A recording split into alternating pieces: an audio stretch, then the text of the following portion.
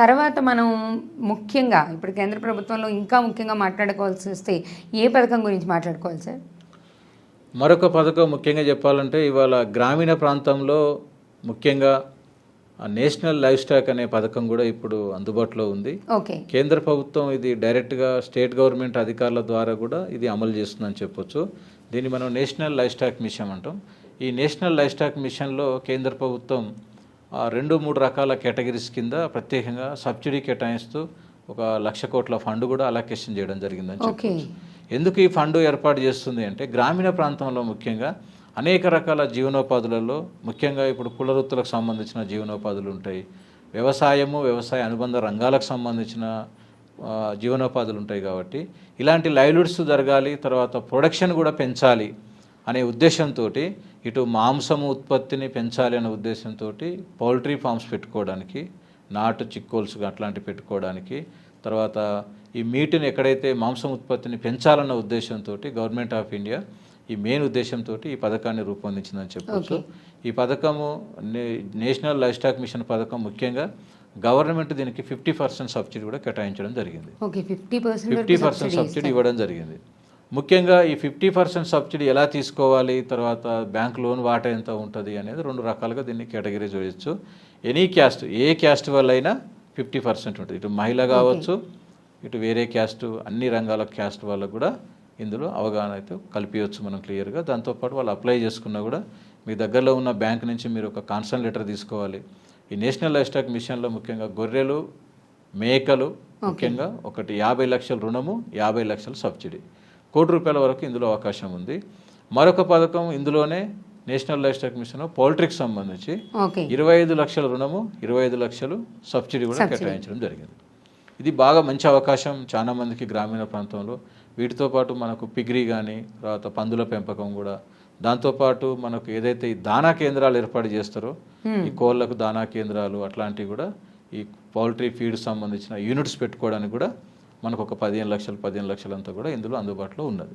అసలు దీనికి అర్హత కింద అంటే ఇప్పుడు ఈ నేషనల్ లైవ్ స్టాక్ పెట్టాలి అంటే వీళ్ళకి లోన్ తీసుకోవడానికి ఈ అర్హత ఉండాలని ఏమైనా అర్హత ప్రమాణాలు చెప్పారా కేంద్ర ప్రభుత్వం? ముఖ్యంగా చాలా క్లియర్గా గైడ్లైన్స్లో ఇవైతే ఉన్నాయండి. ఎందుకంటే వారు ఒక షెడ్ వేసుకోవడానికి పౌల్ట్రీ పెట్టాలనుకున్నా, తర్వాత రేపు షీప్ గోట్ పెట్టుకోవాలనుకున్నా, సొంత ల్యాండ్ ఉందా, లేకపోతే లీజ్ ల్యాండ్ ఉందా, వాళ్ళ కేవైసీ డాక్యుమెంట్స్, వాళ్ళ Aadhaar card, pan card, bank passbook, వాళ్ళ క్యాస్ట్ సర్టిఫికేటు, తర్వాత వాళ్ళ ఎడ్యుకేషన్ సర్టిఫికేటు, వాళ్ళకి రంగంలో ఏదైనా ఎక్స్పీరియన్స్ ఉందా అనేది కూడా పరిశీలించడం జరుగుతుంది.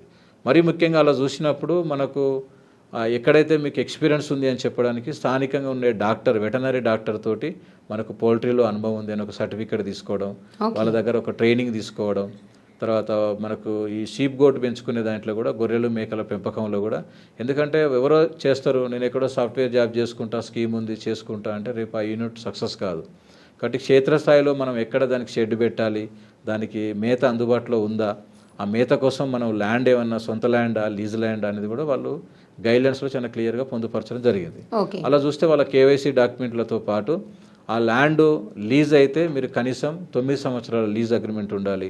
సొంత ల్యాండ్ అయితే 1 ఎకరానికి 100 యానిమల్స్, అంటే 100 గొర్రెలు కానీ మేకలు కానీ, 2 ఎకరాలు అయితే 200, 3 ఎకరాలు అయితే 300, 4 ఎకరాలు అయితే 400, 5 ఎకరాలు అయితే 500 చొప్పున, అందులో 100కు 100 ఇవి, తర్వాత మేలు ఫీమేలు కూడా కలిపి 25 మేలు, 75 ఫీమేలు, ఇట్లా కలిసి మనం వాటిని తీసుకోవాల్సి ఉంటుంది.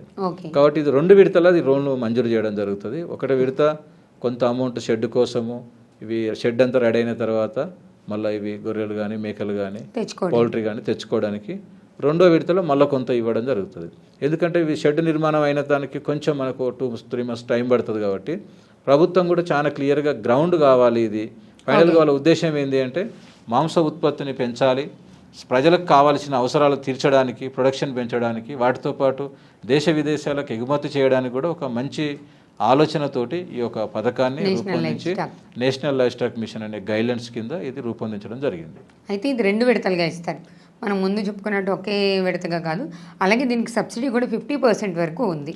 50% కనీస విద్యార్హత అనేది ఇందాక చెప్పుకున్నట్టు 8th క్లాస్ వరకే ఉంటుంది సార్. ఏ విద్యార్హత లేకపోయినా ఇస్తారు. ఏ విద్యార్హత ఉన్నా పర్వాలేదండి. దానికి దాదాపుగా 10th క్లాస్ ఉంటే వాళ్ళకి కొంచెం అవగాహన ఉంటుంది, కొంచెం సబ్జెక్ట్ అవగాహన ఉంటుంది చేయడానికి. మనం ఏం చదువుకున్నాం అన్నప్పుడు సర్టిఫికేట్స్ పెట్టడానికి అట్లా ఉంటాయి కాబట్టి మనకు కావాల్సిన బ్యాంకు అధికారులను కలిసినప్పుడు వాళ్ళ దగ్గర నుంచి నీకు రుణం ఇస్తాను అని చెప్పేసి ఒక బ్యాంక్ కాన్సలేటర్ కానీ దీనికైతే ఖచ్చితంగా మార్టిగేజ్ అడుగుతున్నారు బ్యాంకర్స్. ఇప్పుడు మీరు ఏదైనా ప్రాపర్టీ ఉంటే మేము మీకు లోన్ ఇస్తాము అనే విధంగా వాళ్ళు బ్యాంకర్స్ చెప్తున్నారు.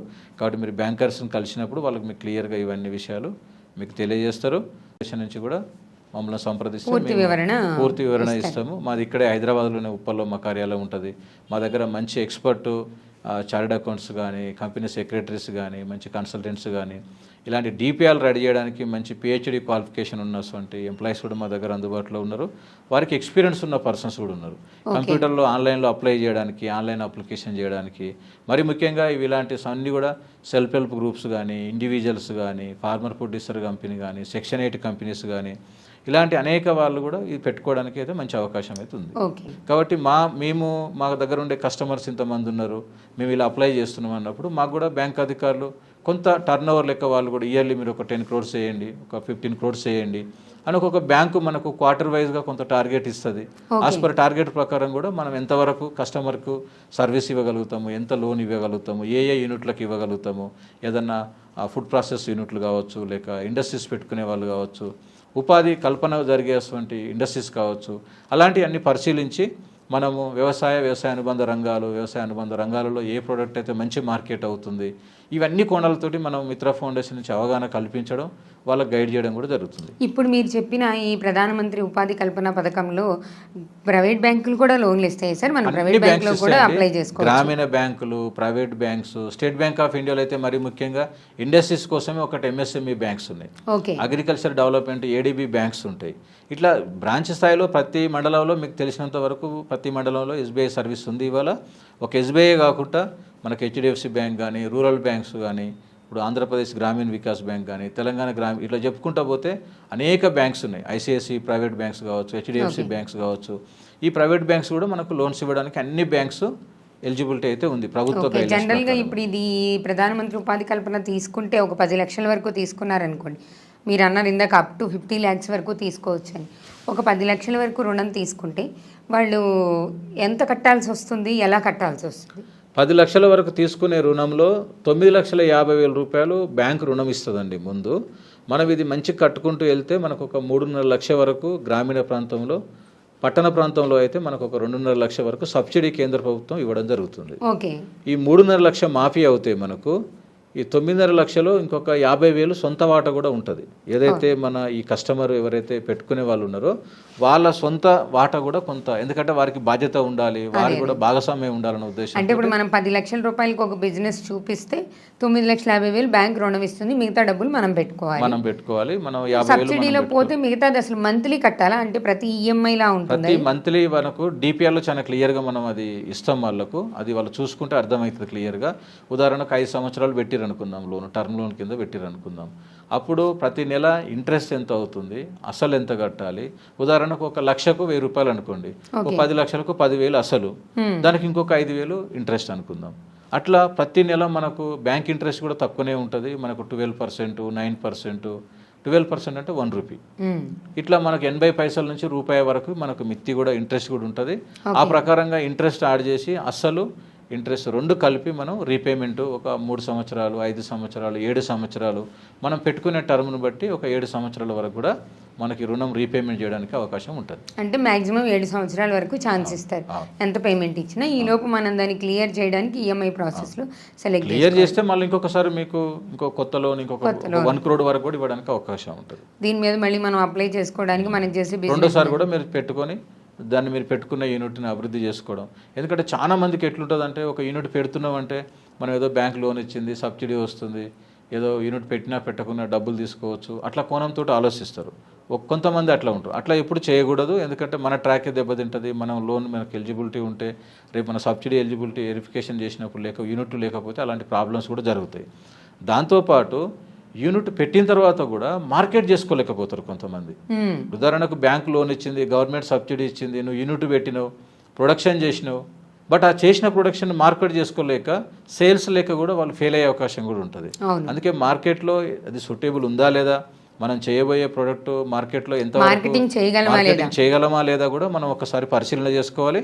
అలా పరిశీలన చేసుకున్న తర్వాతనే మనం అవన్నీ ముందుకెళ్తే మంచిది నా సలహా. ఇది ప్రధానమంత్రి ఉపాధి కల్పనలో ఈ బిజినెస్సే చెయ్యాలి, లేకపోతే ఈ వ్యాపారానికి ఈ యూనిట్కి అని ఏమన్నా రిస్ట్రిక్షన్స్ ఉన్నాయా సార్, లేకపోతే దాదాపుగా ఏదైనా ఒక 400 రకాల పైన యూనిట్స్ ఉన్నాయండి ఇందులో. ఓకే. రకరకాల యూనిట్స్ ఉన్నాయి. మీరు ఇది ఉంది ఇది లేదనేది లేకుండా చాలా ఇండస్ట్రీస్ పెట్టుకోవడానికి, రకరకాల యూనిట్లు పెట్టుకోవడానికి దాదాపుగా గవర్నమెంట్ సహకరించడానికే ఆలోచించింది. ఈ మధ్యన కొన్ని లేని వాటి కూడా గవర్నమెంట్ రీసెంట్గా గైడ్లైన్స్లో చాలా మార్పులు తీసుకొచ్చి ఒకప్పుడు 25 లక్షలు ఉన్న లోనుని ఇప్పుడు 50 లక్షలు చేసింది. ఒక 200 వరకు ఉన్న యూనిట్లను ఇప్పుడు ఇంకా పెంచి 400 పైన రకరకాల యూనిట్లను కూడా పెట్టడం జరిగింది. కాబట్టి మీరు కేవైసీ వెబ్సైట్లకు వెళ్ళినా, పిఎంఏజీపీ అని గూగుల్లో కొట్టినా మీకు అనేక వీడియోస్ అందుబాటులో ఉన్నాయి. తర్వాత దీంట్లో గూగుల్లో ఇన్ఫర్మేషన్ ఉంది. మీకు వెబ్సైట్లో పోతే మీకు పూర్తి సమాచారం కూడా దొరుకుతుంది. మమ్మల్ని సంప్రదించిన మా మిత్ర ఫౌండేషన్ కార్యాలయం ఇక్కడ హైదరాబాద్లోనే ఉంటుంది, ఉప్పల్లో. మేము కూడా వాళ్ళకు గైడ్ చేయడం కానీ రకరకాల ట్రైనింగ్స్ కూడా ఇస్తుంటాం మేము. క్షేత్రస్థాయిలో, జిల్లా స్థాయిలలో, మండల స్థాయిలలో మాకు అక్కడక్కడ ఫార్మర్ ప్రొడ్యూసర్ కంపెనీస్ ఉంటాయి, సెల్ఫ్ హెల్ప్ గ్రూప్స్ ఉంటాయి. జిల్లా స్థాయి కమిటీ మీటింగ్స్లలో కూడా నేను అక్కడక్కడ అవగాహన ఇవ్వడం, ఇది రకంగా యూట్యూబ్ ఛానల్లో కానీ, పేపర్లో కానీ, టీవీ ఛానల్స్లో కానీ రకరకాల మీడియాస్లో అవగాహన కల్పిస్తాం. నేను మా మిత్ర ఫౌండేషన్ యూట్యూబ్ ఛానల్లో కూడా రకరకాల వీడియోలు చేస్తూ, ఎందుకంటే చాలామంది ఫోన్ చేసి అడుగుతారు. ఒక మేడం ఫోన్ చేస్తుంది, సార్ నేను పలానా ఈ టైలరింగ్ పెట్టుకోవాలనుకున్నా, నేను కంప్యూటర్ సెంటర్ పెట్టాలనుకున్నా, అన్న నాకు ఒక 10 లక్షలు సాయం కావాలా బ్యాంకు నుంచి. నేను డైరెక్ట్గా జేబులో నుంచి డబ్బులు ఇవ్వకపోవచ్చు, బట్ అది ఎలా పెట్టుకుంటే వాళ్ళకి ఎలా ఉపయోగపడుతుంది, దానివల్ల వాళ్ళు ఎలా నిలదొక్కుని ఇంకొక వారికే కాకుండా వారితో పాటు ఇంకొక 10 మందికి ఎలా ఉపాధి కల్పిస్తారు కూడా మేము వాళ్ళకు గైడ్ చేయడం జరుగుతుంది. ఓకే.